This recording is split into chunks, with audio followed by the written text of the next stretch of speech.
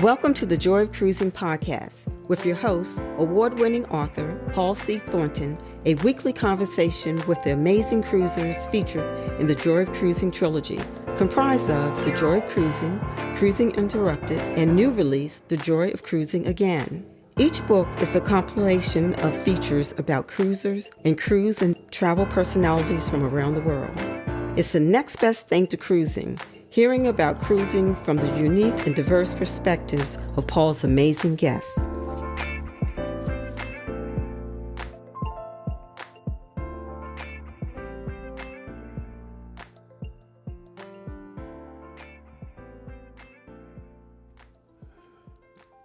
Hello, passionate cruisers. This week on the Joy of Cruising podcast, I am delighted to welcome Julie and Art of the Places Where We Go podcast and accompanying YouTube and blog. The Places Where We Go chronicles Julie and Art's reflections of traveling throughout the world and across the U.S. Their mode of travel varies: cruises, land resorts, RVs, road trips, and hikes, and the places where they go are just as diverse. Julie and Art recently returned from an almost month-long dream trip beginning with 5 days in London. They then boarded Princess Cruises Island Princess in Southampton for a 14-day Baltic and Scandinavia cruise. What an itinerary! Bornholm, Denmark, Stockholm, Sweden, Tallinn, Estonia, Riga, Latvia, Klaipeda, Lithuania, Gdansk, Poland, Visby, Denmark, and disembarking in Copenhagen, Denmark. Julie and Art capped off their trip with 5 days in Copenhagen before flying back to their home in Southern California. I was excited when Julie and Art indicated they were available to share a recap and highlights of their bucket list journey. I wanted you, the listeners, to enjoy the trip through Julie and Art's eyes and words. And selfishly speaking, it's a part of the world that I am unfamiliar with and am anxious to get some insight about. Julie and Art, welcome to the Joy of Cruising podcast. Thank you. We love being here. Yeah, excited to share our travel stories. Great. So how you both doing? Doing fantastic. Yeah, we're doing great. We just came back from a fantastic cruise and we're just living in the moment of that still. So before we talk about that cruise, and it indeed sounds fantastic, tell the listeners about yourselves. Where you're from originally, where do you live, anything you're willing to share. Well, we're both from Southern California, grew up pretty much in the same area in the Los Angeles area. We have 3 wonderful children. They're all adults, and we have 4 beautiful, beautiful grandchildren. Art has recently retired, and I think he is absolutely loving that part of life, right? It gives us more time to travel. Yeah, absolutely. Yep. We got the bug a long time ago, the travel bug. We raised our kids. We did little things with them. They were always with us, but we had an opportunity to go ourselves on our first international travel to Ireland. And that did it. We just didn't want to stop at that point. And we have been looking for ways to get out there and travel and see the world ever since then. So that first international trip, was that the impetus for the Places Where We Go, or actually, how did talk about how that originated? Yeah, so the Places Where We Go started 4 years ago. We were in a camping trip with my son and his girlfriend, and my son's girlfriend recognized that we had this love of travel, and she happened to suggest over the fireplace one night, you two should think about starting a travel blog. And that was it. And that invitation to share our stories was kind of what started it. So in the summer of 2019, we started the website and the blog. A month after that, we started our podcast. So that's been going over the last 4 years. We publish episodes every other week on the podcast. And I think 2 years ago, we started a YouTube channel where we publish a YouTube almost every Saturday. And so we're using all of those outlets plus social media to share our travel stories. And we hope that based on the things that we do, we inspire other people to think about, hey, I didn't know about this place, so it's something that maybe I would like to do. We just, want to raise awareness of the great places around the world that people can visit and see. And hope we can just help somebody along the way. Now, before we talk about what I call your dream trip, and actually looking at your podcasts, your episode list, this may not be your dream trip because I see lots of dream trips on there, but it's a dream trip for me as a cruise enthusiast. Before we talk about that in detail, say something about your cruising background. First cruise? Have you been on many cruises? Anything you can share? Well, we went on our first cruise in 2013. It seemed like a very long time ago, but the memories are still vivid. We went on an Alaskan cruise on the Diamond Princess, and it was just Art and I that went because we were celebrating a 25th anniversary. And we So I'm sorry for interrupting. So the Alaska cruise was your first cruise? Wow, what a first cruise. I've been cruising 30 years, and I went on my first trip to Alaska about 6 or 7 weeks ago. Wow. Oh, it was amazing. And I think that being our first cruise just was like, oh, we have to do this again. This is just a must. We got to do this again. So that was in 2013. What ship was that again? The which, say again? The ship? Oh, it was the Diamond Princess. Yeah. Okay. You did say that. Okay. So smaller ship. Mid-size. Yeah, about mid-size. We just enjoyed every minute of it. Have you been back to Alaska? No. But it is on the radar. I would like to go back because there's more national parks there I'd like to visit. And I think the way I'd like to get there is via the cruise ship. So, absolutely. So Alaska was one cruise that we've done. We've been to the Caribbean on Princess. We've only sailed on Princess. Yeah. You're Princess fan. Yes. We're ready to kind of expand a little, though. We're looking for other options. Yeah. And if it wasn't for COVID, we would have had a lot more cruises under our belts, but that kind of put a stop on travel for a little bit of time, at least. Yeah, as I said, I've been cruising 30 years, and I'm cruise line agnostic. So I just jump around, but I sheepishly have to admit that Princess is the one major cruise line that I have never sailed on and don't have booked. There are a couple of other major lines I haven't sailed on, but I'm booked. The next 3 cruises I have booked are lines I haven't been on, but I just haven't done Princess yet. Yeah, it's nice to try different things, as we travel. So you get a taste of what the possibilities are. Yep. So you say that one was to the Caribbean, and then the next one was the one that we're going to talk about, right? Okay. So what particularly interested me about your trip that we're going to talk about is that I've never been to any of the places on your trip. I was in Heathrow last fall, even though I was headed to another place, an exciting location. I was just in the airport, and I lamented we weren't going to get to see London. So starting there, talk about your journey. London has become one of the most amazing places, big cities that we've ever been to. We are just in love with it. But we had booked this particular Baltic Sea cruise. It's a 2-week cruise, and it had a lot to do with the ports and where they were going, because this whole Baltic Sea area is an area that has genealogical connections to us. So that's why we chose that one. That's the one we wanted to go on at that point. So it just sounded really, really intriguing. And then we also kind of have this philosophy that if we're going to spend a lot of money on an airline ticket to get somewhere, let's get as much mileage as we can. So this cruise was set up to leave from Southampton, England, and then it was going to end in Copenhagen, Denmark. So we said, hey, before we set sail, let's spend 5 days in London. So we booked that. Yeah. And we had been there before. So we had taken a previous trip to the UK and that area over there and spent some time in London. Loved it then. And when we went back, we just fell more in love with it. Yeah. So London, I think, just kind of high level for us.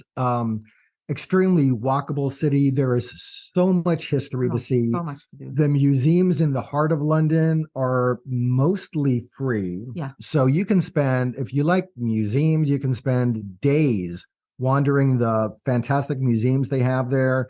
You just walk in the doors. It's a great experience. The food scene is absolutely amazing. Amazing. One of the things that we did, there's a show, I think it's on Netflix, called Somebody Feed Phil. So the producer of the old sitcom Everybody Loves Raymond, Phil Rosenthal, he has the show where he travels to different cities around the world and samples the food. So we watched his London show before we left. And one of the things we did in London is we tried to hit all of the restaurants that he visited. So we kind of made a little foodie journey out of it. And then visited, some of the big highlights when we were there. The Tower of London, took a tour through that, where you walk across the top of that thing and there's this glass-bottomed bridge that freaks me out because I'm scared of heights, but so much to do. So I think for anybody taking a cruise out of Southampton, if you're able to add a few days in London, it's just, I think, about an hour and a half away by train, and just a fantastic city. It's endless. Yeah. It's just endless. Yeah. There's the music scene, there's the food scene, there's all the museums, there's the royal history. It's endless. You never run out of things to do. Yeah. So from London, we took the train to get to Southampton, and we tried to get there one day before the cruise ship was going to leave. So we just wanted to make sure we had a little buffer of time, so we're not scrambling last minute. And while we were in Southampton, we took a chance to see some of the sights there. And then we boarded the Island Princess cruise ship and set off on a 2-week adventure. Before we get to the Island Princess, contrast Southampton with London. I know it's obviously London is the center of Southampton. Was anything to see? Yeah, so Southampton has interesting history in that it's where the Titanic set sail from. So there's a museum there regarding that. There's several monuments about that.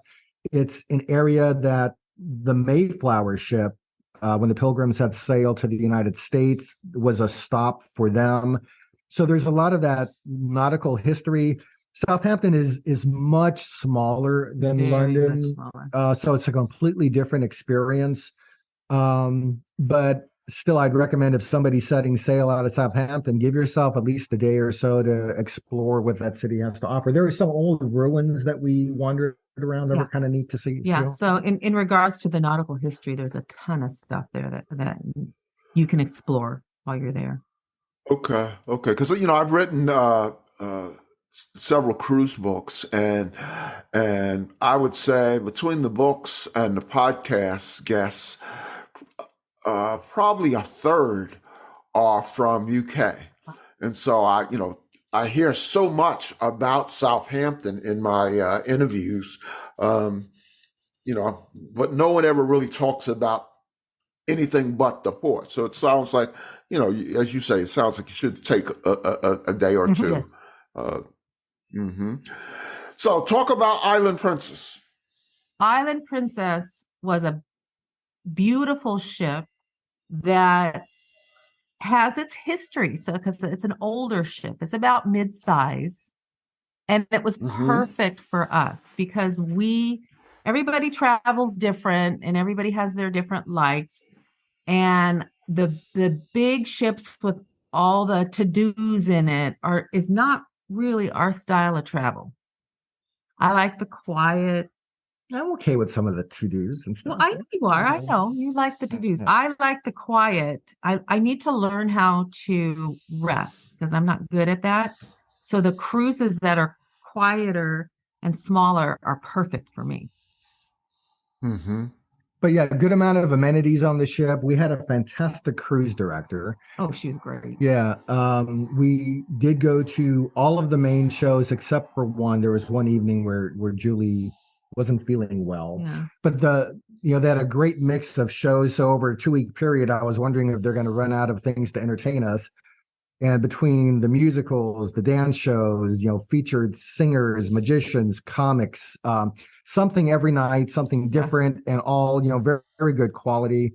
And like, most ships, they had, a very nice Lido deck, food was fantastic. So we enjoyed the ship. And I think the overall passenger capacity is somewhere around, 2,000? A little over 2,000. Yeah. So mid-size, there's ships these days, that do like well over 5,000 people. So this wasn't that big, but a nice ship. We enjoyed it a lot. Yeah. Yeah. But it was full. It was full. Yeah. The thing that was interesting to us is, this was a 2-week cruise for us, the longest cruise we've ever done.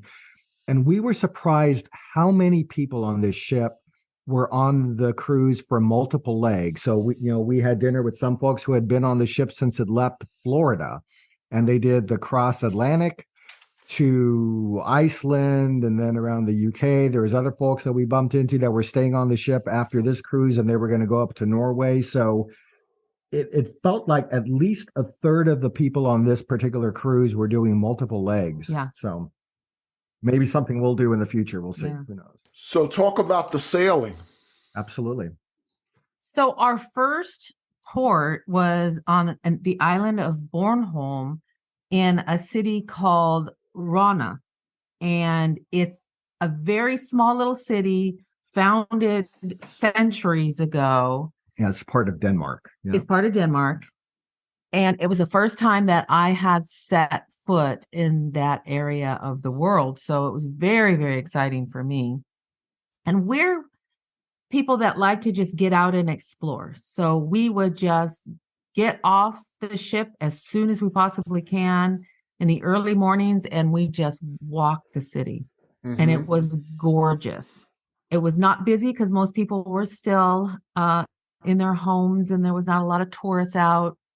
And we walked those cobblestone streets, and there was tons of gardens around. And the biggest landmark was this beautiful church called St. Nikolai, which had been around since the 12th century. And we were lucky enough, the doors were open, so we were able to explore that. So that was really fun. Mm-hmm. And we ended up going to a museum there with the whole history of Bornholm. We love museums. So that was an exciting time to get to find out what this little island was about. Yeah. So that was stop number 1. The next scheduled stop was Visby in Sweden, an island there. And what's interesting about that is, we were looking forward to that because Julie has genealogical history in Sweden. So we were interested in actually getting to that country. And we're seeing the cruise ship approach the port. And, we were, I think, ready to get off in about 20 minutes, 30 minutes or so. And the next thing I know, Julie turns to me and says, "Hey, I think the ship is moving in the wrong direction." And I'm saying, well, that, of course, can't be. And next thing you know, the captain comes over the loudspeaker with the announcement, "Ladies and gentlemen, this is your captain speaking." And that's when we learned that the weather conditions were such that they could not port the ship in Sweden. So that was disappointing. We're looking forward to that day, and we ended up having an at-sea day. And later in the cruise, the captain said, because we had a part of this cruise, there was 2 back-to-back sea days, and the captain mentioned, "Hey, I think I can get us back to Visby." So he had made one more attempt to get us there. And even on that second attempt, the same thing happened. The conditions were such where the wind was too high that they couldn't safely port the ship. So I think, I wasn't aware about this before we went on this cruise, but it's this, reality, the possibility that some of your port stops can be canceled depending on, conditions are not right. Yeah. I had no idea that could happen. Oh, has that ever happened to you? Oh, it was terrible. I went on a Christmas cruise. I took my extended family, and we were going to arrive. This was on Royal Caribbean, and we were due to arrive at the perfect day. It wasn't the the super redone Perfect Day at Coco Cay, but it was Coco Cay or Coco Key, Royal Caribbean's private island. And Christmas morning, the captain comes on. We had rented a cabana and jet ski. We had gone all out. And captain came on and Christmas morning and said, we got to bypass the stop because of the weather. And so that was a super downer, but yeah. So Yeah. I've had that happen, not many times, but that was a big one. Yeah. I really had to readjust my thinking because I was so excited to get there. So with cruising, that was my first lesson of just go with the flow. Right. Don't get upset. Just go with it. So what was the next location? The next stop was Stockholm, which wasn't, of course, in Sweden. So I was super excited because my great-grandparents are from Sweden. So I so wanted to step foot in that country. And I'm telling you, it was worth it. We had a 2-day stop there, which I thought was unusual to have a 2-day stop at a port. Oh, that's rare. Yeah, I thought so too. And I thought this is great. I mean, it does happen, and it's happened for many listeners, I'm sure, but it's never happened for me. I've never had 2 days at a port stop. Yeah, and it was fantastic. It was just we actually left thinking we need to go back to Stockholm because there was so much more to do there, and it's such a fantastic city. So I think that's a place we're going back to. I have even heard of passengers, where there's a 2-day stop where passengers get a hotel room in the city. Yes, I believe there were some that did on our cruise. Mm-hmm. So what was so appealing about Stockholm? It's a name I'm obviously very familiar with. Never been there, of course. What stands out? Well, it's one of the bigger cities in Sweden. There's so many islands, and a lot of these islands in Sweden are very small. So Stockholm is one of the bigger cities. It does have the Royal Palace in Stockholm. And this is the place we took advantage of a couple of excursions. Mm-hmm. So our first excursion is that we went to the Royal Palace, and it was fantastic. The rooms were, the way they set it up were absolutely gorgeous. Thoroughly enjoyed ourselves. The only thing is it was pretty crowded. So we had a hard time trying to get through the crowds while we were in the palace. Mm-hmm. Yeah, and then I thought the excursion felt a little rushed, because as all excursions are, they're on a time schedule. So it was like, okay, you've got 5 minutes for this room, 3 minutes for this room. Let's go, follow the person with the flag and, keep up with the program. So that one did feel a little rushed, but the next excursion that we had in Stockholm was a different experience and much, much better. Yeah. Yes. So they had discovered, I forget when, but they had discovered this ship that had sunk in the Bay Area of Stockholm 333 years ago. And it's a Viking ship called the Vasa. And they were able to lift this ship out of the ocean and bring it and then build a museum around it. And so you have a piece of history that's that old that was at least 98% original material that they were able to bring up. They rebuild it, and it was absolutely amazing. Wow. So we really enjoyed that a lot. And it sunk that long ago, and they were able to bring it up somewhat intact? Very much intact. It's completely intact. Surprisingly that, it was shocking that it hadn't deteriorated. Yeah, there was something about the fresh water in that area that met the salt water that created an environment that I guess preserved it. Wow. It didn't that's particularly interesting given, all of the news recently around the Titanic. Yeah. I wonder if is there consideration about trying to surface the Titanic? I guess that would be Yeah. I guess that would be much larger than the one that you're talking about in Stockholm. Yeah. Yes. Yeah. Yes. And I think that Titanic has already decayed quite rapidly. Okay. So I don't know if they're even Yeah. able to Because do the that. photos that I see look like it's fairly intact, but it'll probably fall apart if they try to move it. Yeah. Right. So what? So yeah, in Stockholm also, if you love shopping, they have the most amazing.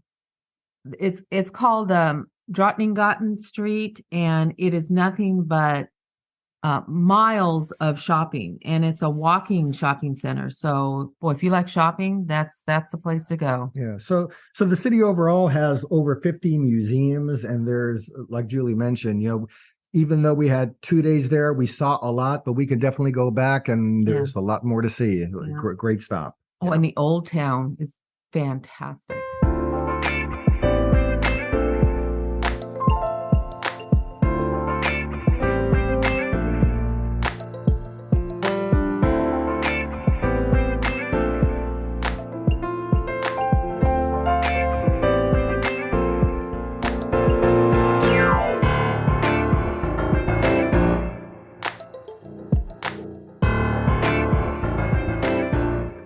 When I go on cruises, sometimes I identify cities that I would like to come back to. So sounds like you would do a land trip to Stockholm. Yeah. Yes. Yeah. Definitely could see doing that. So what was next? Yeah. So next we ended up going to some of the Baltic areas, and I think I'll probably lump a few of these together. So the next stop was in Estonia, and we went to the city of Tallinn, which is a medieval old town. This is a UNESCO World Heritage Site, and it's just a fantastic place to walk through. So most of the old town is closed to car traffic, so it's mostly pedestrian.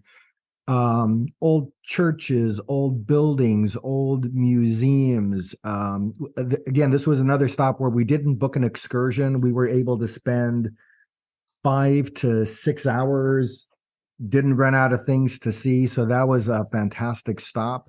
Enjoyed that, had some wonderful medieval food, herbed beer and mushroom soup. Very interesting. Herb, fantastic. beer, and mushroom soup. Mushroom soup rivaled my mother-in-law's soup. It was so good. Yeah, I would definitely try both of those. Yeah. Well, yeah, that's one of the things we love to do when we travel is if we see foods or drinks that we can't get when we're at home, it's like we're going to try it because it's the chance. Now, say more about Herb the beer. So I don't know what else to say about it other than it was some kind of ale that was created with some infusion of herbs in it.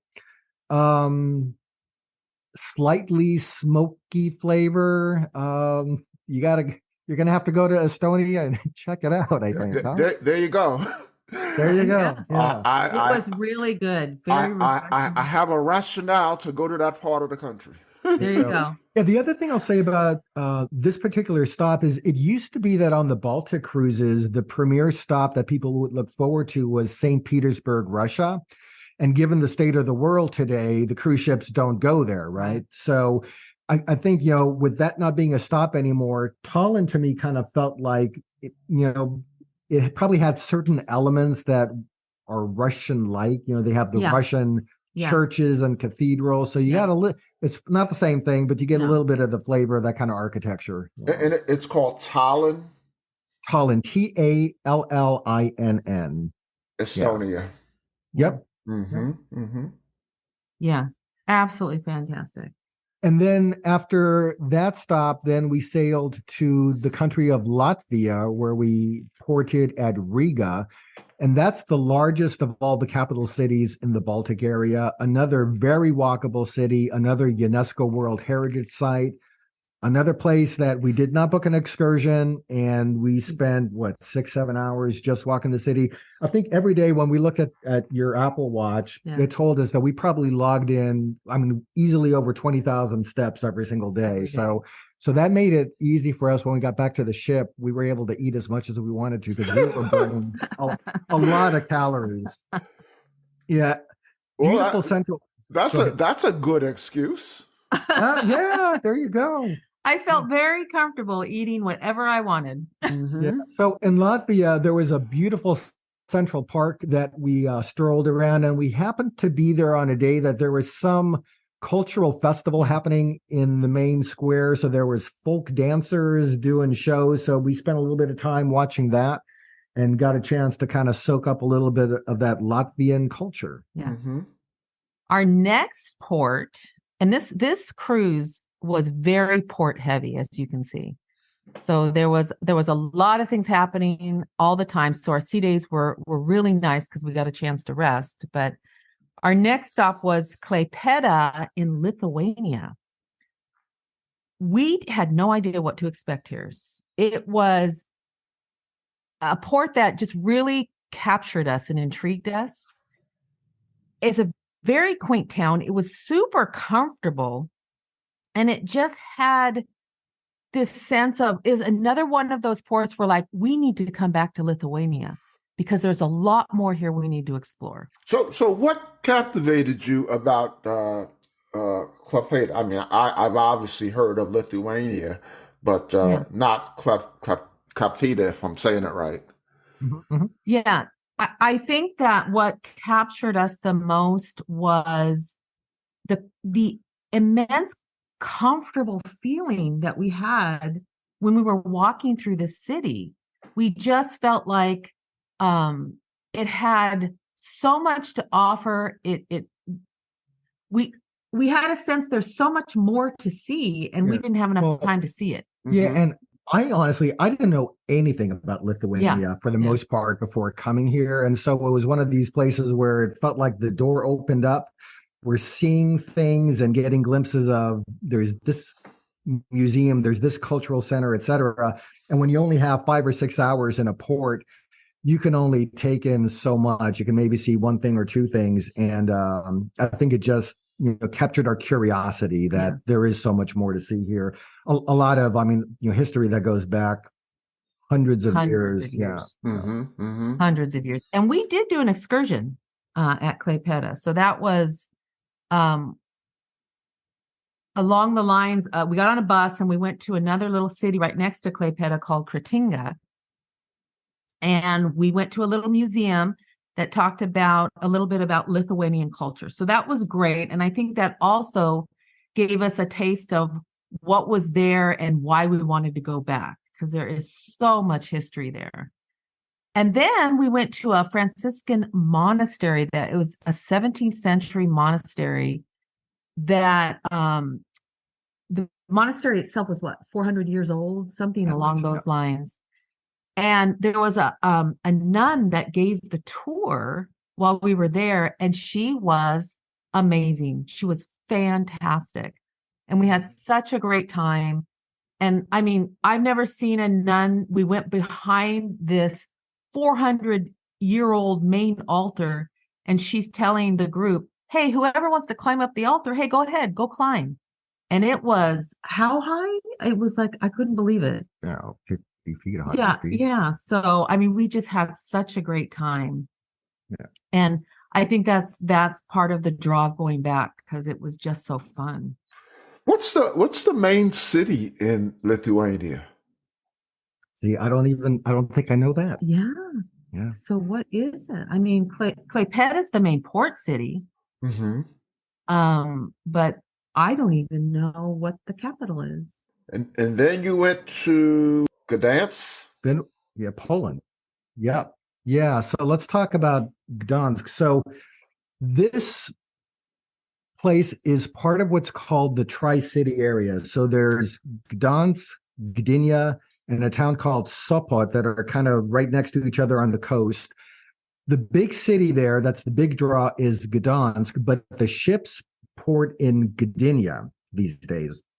So you have to arrange transport to get from the port city to Gdansk. I think it's roughly about a 45-minute ride if you're taking normal transportation. because we have both been here before, my parents are from Poland. We ended up deciding as soon as the ship ported that we were going to walk to the closest train stop, which was about a half hour away, and just got on a train ourselves and take that to Gdansk because it was also substantially cheaper than doing it through the cruise line. The problem that we ran into, I have to say, it was challenging. yeah. So I think for most people, it would be a problem because at the train platform, I wasn't anticipating an actual station. There was no station. There was just a platform, and it really wasn't conducive to people who didn't know the language. And that's where I kind of lucked out because since both of my parents are from Poland, I understand the language and I have enough ability to kind of get by a little bit by speaking. So I was able to figure out the whole train ticket thing. But yeah, long story short on that, we got ourselves to Gdansk, and it is just an amazing harbor city. A must go. Yeah. Gdansk has many things that are attractive about it. There's a very famous street there called Długi Targ, or Long Market in English. It's one of the most beautiful streets that we've ever seen in Europe. And we've been to Italy, throughout the UK, many places. And it's just this phenomenal central market area. They've got a huge market square there. And when you get to the harbor area, it's just lined with restaurants that serve phenomenal food. You got it's a very bustling area, very popular with tourists. The city does offer several museums. Now, we happen to port here on a Monday, and I think it's pretty common throughout Europe that museums are closed on Mondays. So we were not able to get in any museums. Unfortunately. Yeah. Now, on a prior trip here, if somebody comes to Gdansk and you're there on a day other than a Monday, I'd recommend the Solidarity Museum. It's one of the best museums I've ever been to anywhere in the world. The two museums that stand out to me, there's that one in Poland and then totally different place, but the World War II Museum in New Orleans also just like, to me, is like phenomenal. But anyway, so that's a fantastic museum in Gdansk, Poland. And we spent some time. Yeah. Wait. Let me back you up. Art, you lost me. So the museum you just mentioned was what? So it's the Solidarity Museum. So back in the early 1980, there was this labor movement, this major strike that happened there, where the shipyard workers completely shut down the shipyard industry. There was this huge conflict between labor movement and, at the time, the communist government. And what happened is when that whole thing came to a close, it was one of the pivotal points that helped to bring down the downfall of the communist regime. So, today Poland is more of a democratic country versus in 1980, it was heavily under, Russian influence. So there's a big historical history that goes along with that you can soak up at this museum. So you were saying it's similar to the World War II Museum in New Orleans.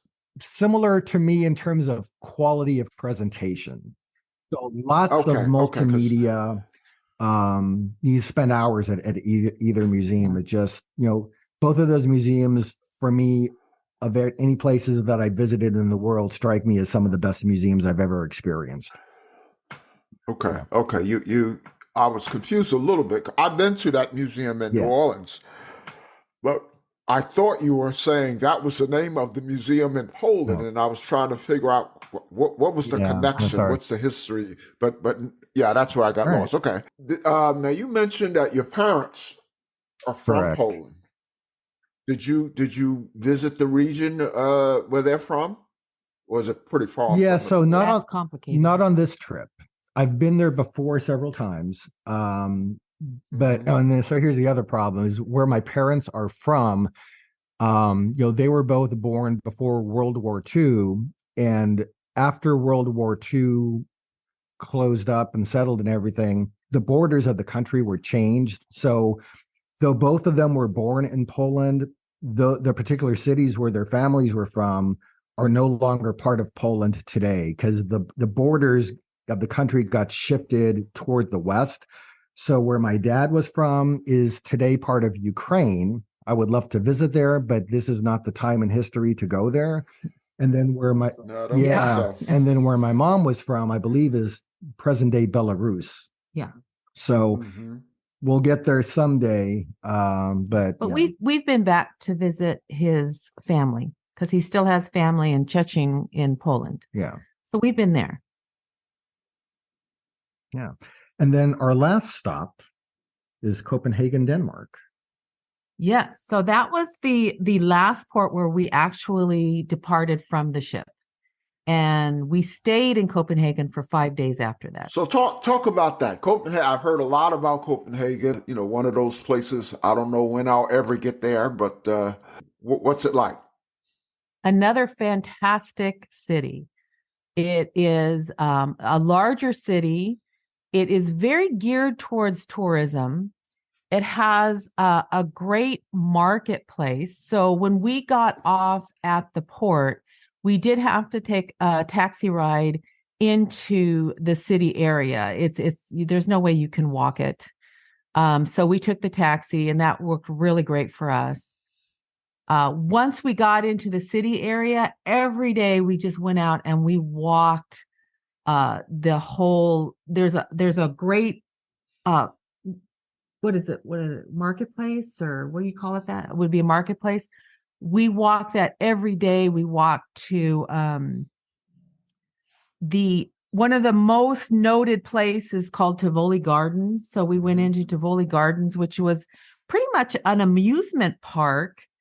And it had these beautiful gardens, and it had rides, it had games, it had lots of food, it had wonderful restaurants. We had a really good time while we walked that area. Yeah, they say it was an inspiration for Walt Disney back in the day to create Disneyland. And you can see it. Yeah. You can see these parts of Disney that were pulled out and brought over here. It was just amazing.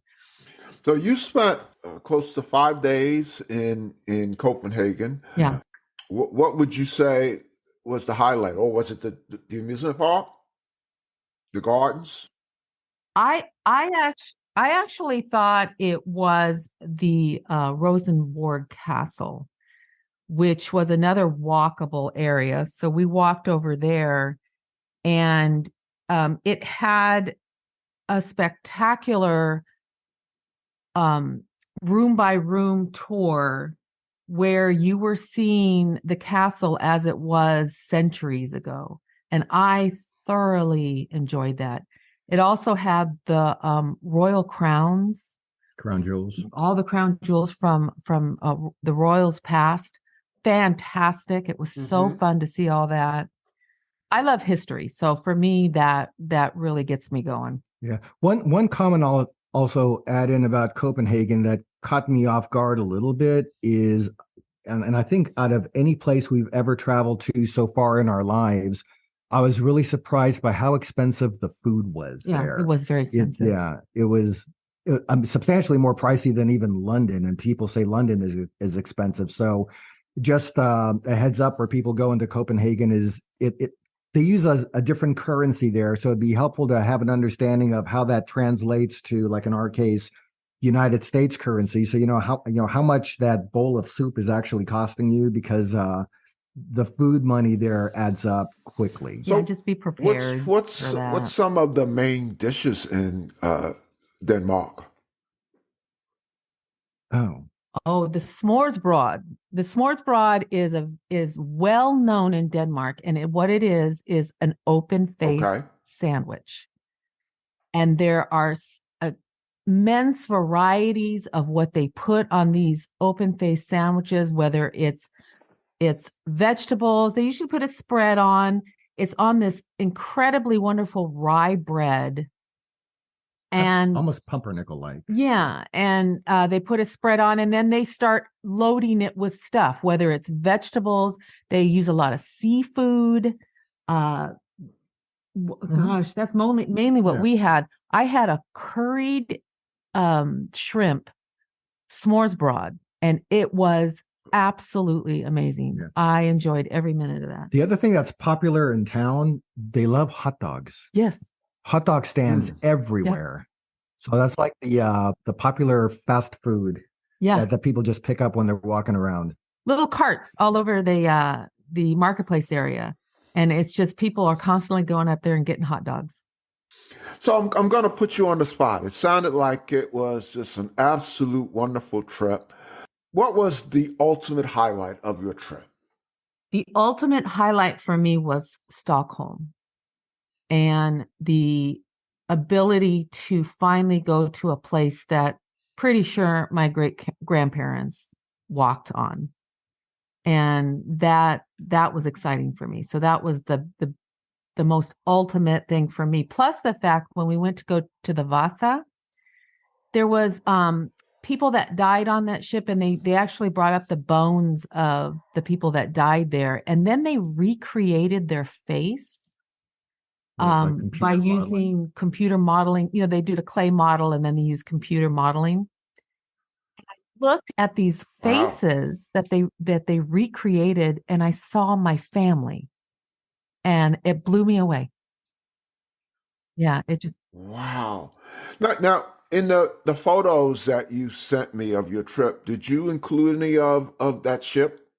I don't think so. So we can forward you some of those as well. Yeah. Yeah. Yeah. I'd like to see that ship because I am intrigued about they brought that ship up, and I suspect in our lifetime somehow they'll figure out how to bring up the Titanic. I don't really know how that's going to happen, but yeah, we'll get those to you for sure. Yeah. I think they're working on it. It might happen. Yep. Yeah. The other last thing I'll say about the cruise though, because I think it caught me off guard a little bit, was the weather. So generally speaking, it was on the cool side. We had lots of rain.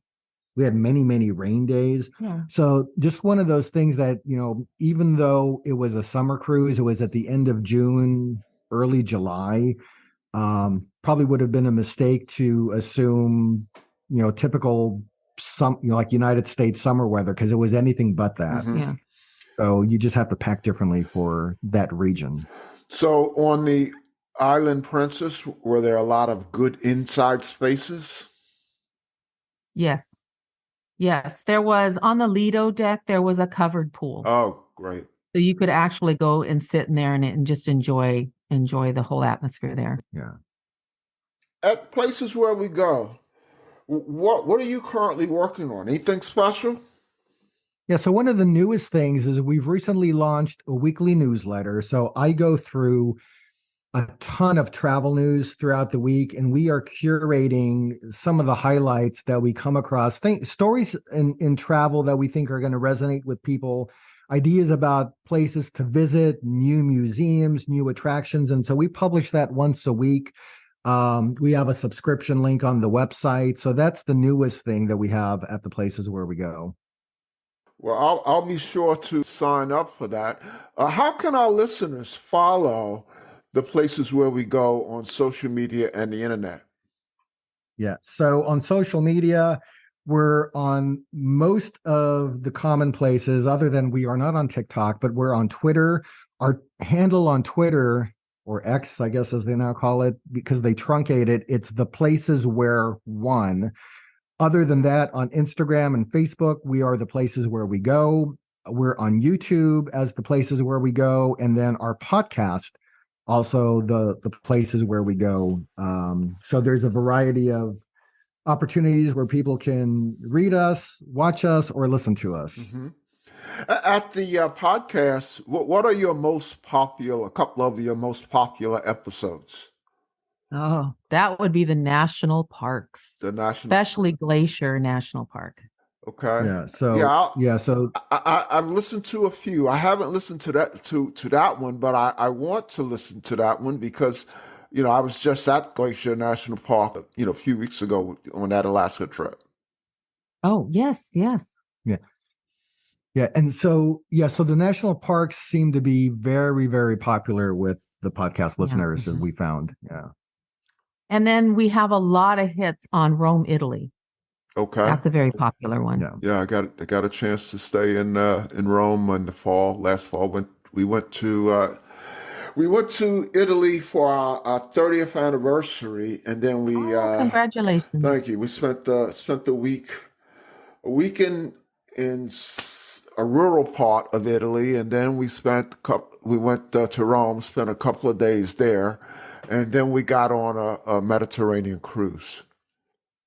Yes. Nice. Yeah. Yes. And that I think that's one of the cruises I'm looking forward to, is a Mediterranean. That's going to be something we'll hit eventually, I'm sure. Yep. Now, I would think you have a recent episode. Looks like it's kind of, I haven't listened to it. Looks like it's kind of a retrospective. It's like, I think it was your 100th episode. Yes. Yeah, we just recently reached our episode number 100. So we had kind of a look down memory lane. We kind of shared our top memories from the first 99 episodes that we did. So that was, I think that's the last episode that was the published. last one. Yeah. Yep. Mm-hmm. So let's talk about the future. What do you have booked? Land trips, cruises, RV trips? You guys do so much. Yeah, we try to do a little bit of everything. We have a few camping trips already on the books for the rest of 2024 in California. We're starting to talk about what we'll do after Christmas. We're chatting about Death Valley National Park, Joshua Tree National Park, and probably in September of this year is when we'll start to book whatever the big trip is going to be in 2024. Yeah, and it possibly is an international, but there's also so much of the United States we haven't seen. Mm-hmm. So we kind of throw that back and forth and see what works for us. Thinking about any cruises? Yes. I think we're both on board with, we want to go to Japan. Oh, wow. Yeah. Tell me about it. That's on my bucket list. Yeah. Yes, that is definitely something we want to do. Yeah, I think that's going to be the next one. The other thing that I'd love to do, although I don't know if there's anything available, and given your cruise history, perhaps you might know, I would love to sail around a big part of the Cape of Africa. And the reason I want to do that is when my dad, as a child, was displaced from Poland, he, as a teenager, his family became refugees in the Middle East. And this is a long story, which I'll cut very, very short. But he ended up at the age of 14 being given an opportunity to join the Royal Air Force with the United Kingdom, with England. And to get to England, he was put on a ship that sailed from the Suez Canal around the Port of Africa into Liverpool. And so if I could someday trace part of that journey on a ship, I would love to do that. Yeah. In my first book, The Joy of Cruising, I had one feature about someone who had sailed around the Cape. Oh, okay. Yep. I definitely want to read that. Yep. Yeah. So I mentioned Japan's on my bucket list. What's on your bucket list? Well, Japan is on our bucket list, and the Mediterranean.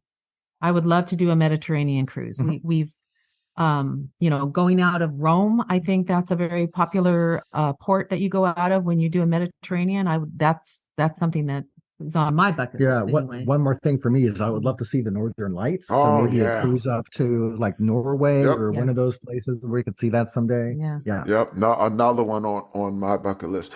Yeah, Mediterranean is similar to the cruise that we just talked about because it was very, very port intensive. It was a 9-day cruise, and we had 8 ports. Okay, oh wow! Yeah. So busy.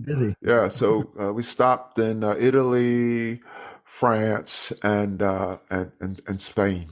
So what else is on your bucket list? You mentioned Mediterranean. You mentioned Japan. Although when I look at your podcast feed, there's not much you guys haven't done. Yeah, I mean, honestly, well, actually, we've never been to South America. So I think in summary, we want to see as much of the world as we can with the time that we have on this planet Earth. So it's kind of like a trip at a time, an adventure at a time. And sound like my kind of folks. Before we let you go, a couple of, I hope, fun travel questions, and then perhaps an oddball question in that it doesn't necessarily have anything to do with travel. So the first question, and this is really a way for me to get some ideas. I try all kind of things as a result of answers to this question. So what's your favorite cruise or travel drink and your favorite cruise or travel food. All right, I'll go first. So I am a wine snob, basically. I love especially red wine. So I had fun trying all the different wines on the cruise ship that were connected to the red variety. But I also, when we were in Rome, I got super, super excited, and I'm still drinking the Aperol Spritz. I just think that's fantastic. For food, seafood. You give me any kind of seafood, that's what I'm going to go for. I love scallops. I love shrimps. I love lobster. I love most fish. That's my favorite. Yeah, from as a result of cruising, I don't know if this is this considered seafood, escargot? That's snail. I actually, on our Caribbean cruise, I actually had escargot, and it was interesting. I'll have to say that it was interesting. I love escargot. Yeah. I only eat it on cruise ships, but I don't know. Is that considered seafood? No. Okay. No. Well, Well, the no, snail, no, actually, I it think could you're be. correct, because the snail that they use is actually Okay. from the sea. Art, what's your favorite drink and food? Well, yeah. So in terms of like what I drink most often on the cruise ship, probably more on the boring side, but coffee all day long, keeps me going. So I kind of am a regular at the coffee bar on the ship, and I drink more of that than anything else. And on the food, I'm with Julie, seafood is my go-to. So whenever there's something to try in that variety, that's usually what I pick most of the time.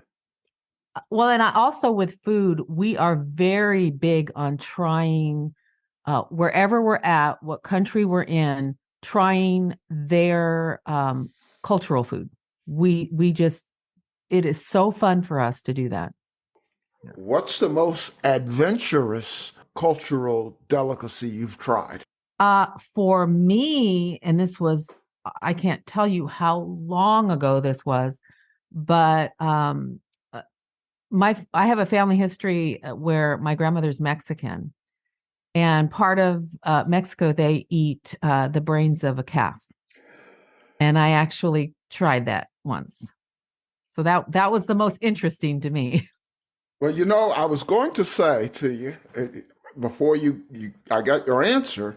I always ask that question when someone says they like, food of the local culture. And so that always prompts a follow-up question from me. And I've gotten some amazing responses. Scorpions on a stick. Right. And then probably the most amazing answer, although it wasn't far from your answer, was monkey brains. Really? So you're right up there. Okay. Yeah. I'm not so adventurous. Not you, Art, huh? No, I'm gonna pass on some of that stuff. I think, I mean, I do like Julie mentioned, trying things that are part of the culture where we're visiting, but I probably draw the line at things that are gonna freak me out a little bit. So. I'm more adventurous. I'm gonna walk across that glass bottom and enjoy every minute of it, Sure. and eat those strange foods. Yeah, we just for the first time about a week ago had oyster for the very first time in our lives. Oh, really? Yes. And you're a seafood? Oh, I love oysters. Yeah. So. Figure that one out. We couldn't understand it either, and then we ate it. And we're just like, this is great. Have you? Well, yeah, you've been to New Orleans. Yes. Yeah. Oh, yeah. When you go next time you go to New Orleans, they do all kind of neat things with oysters, charbroiled. Yeah. Yep. All kind of oyster dishes. Oh yeah, we're so on board with that now. I think. I mean, New Orleans is the best food town in the United States, hands down. Yeah. No disagreement from me. Yeah. So the next light question is, what's your most memorable or funny or even most embarrassing cruise or travel story? Most memorable was when we went in the Glacier Bay close to the glacier itself, and we saw the glacier and heard, that was the most amazing, the glacier calving. Mm-hmm. It was one of those God moments. It was amazing. Spectacular. Yeah. Yeah. That Alaska trip probably has the most memorable moments for us. And then also our visit to Mendenhall Glacier there. Yeah. Yeah. Yeah, I did get to go to Mendenhall Glacier as well. So Yeah, that was amazing. And then I did, as on the recent cruise, I did pick up some kind of cold. So there was a night where I was in bed and I decided, and we never do this, but I decided to order room service. Mm-hmm. And I had no idea how that worked. Art came back into the room and there was a knock, knock, knock on the door. And I'm in bed feeling really horrible and probably looking as bad. And the young man comes walking in the room and starts to serve the food while I'm sitting there sick in bed. I thought that was a little. I wanted to crawl under the covers. Is what I wanted to do. How about you, But Art? So now, did you think that was Art at the door? No, he was already in the room, but I had no idea that they would actually come into the room and start serving the food in the room. yeah. That was awkward for me, I think, too. So Yeah. It was kind of embarrassing. I was just like, oh my gosh, I look like, hell warmed over. So finally, I know that you have a following, and welcome to the Places Where We Go fans who are listening. So share one thing that my listeners and your fans don't know about Julie and Art. Oh my goodness. We share quite a bit on our podcast, but maybe they don't know that I am related to William Clark of the Lewis and Clark expedition. Wow. So I don't know if they know that. Okay. But yeah, so that's where we get our redheads in our family. How about you, Art? Who you related to? So I'm related to nobody famous. I just come from regular people, but I think the thing that I threw out there that maybe people don't know about me is I am a musician, and so I do have a number of albums that are out there on the Spotify and wherever people get their music from these days. And I play in a band called the Willard Overstreet and the Highborn Kinsmen. It's a rock and roll Americana band, and we just released an album about a year ago called All We Are. Yeah. So if you know Art, if you get to know him, people think that he's reserved and quiet and so far from the truth. Just go to one of his gigs at his rock band shows and you'll see quite a different person. Well, I bet your fans do know about your musicality because I hear some great piano when I come to your podcast. I'm sure that's you, right? That's all him. That is me. Yes. Yeah. Yes. So listeners, check out the Places Where We Go. They have great content and they also have great music. Thank you. So Julie and Art, thank you so much for coming on the Joy of Cruising podcast. We'd love to have you back, and based on how much you travel and the quality of your travels, I know you're going to be doing something special in the cruise space in the next a year or so. And when you do, because I know it's going to be a special trip, we want to hear all about it. So you have an open invitation to come back. Oh, thank you so much. Yeah. And thanks so much for having us on this show. We loved sharing our travel stories. It was great fun. Yeah. You're awesome. Thank you. Well, thank you for coming on. And as they say, we will see you on the ocean. Bye. Bye-bye. The Joy of Cruising and Cruising Interrupted, each $16.99 plus shipping, and new release, The Joy of Cruising Again for $18.99 can be ordered at the link on thejoyofcruisingpodcast.com. For each of the 3 books, use the discount code Joy of Cruising Podcast and get $4 off. The Joy of Cruising books are also available at Amazon. Order the ebook at Amazon or your favorite online retailer. Stay in touch by joining the Joy of Cruising Podcast Facebook group or following the Joy of Cruising Podcast on Instagram. We're constantly adding new shows. Please leave a review and tell a friend about us. We hope you enjoyed this brief escape to the ocean. See you next week.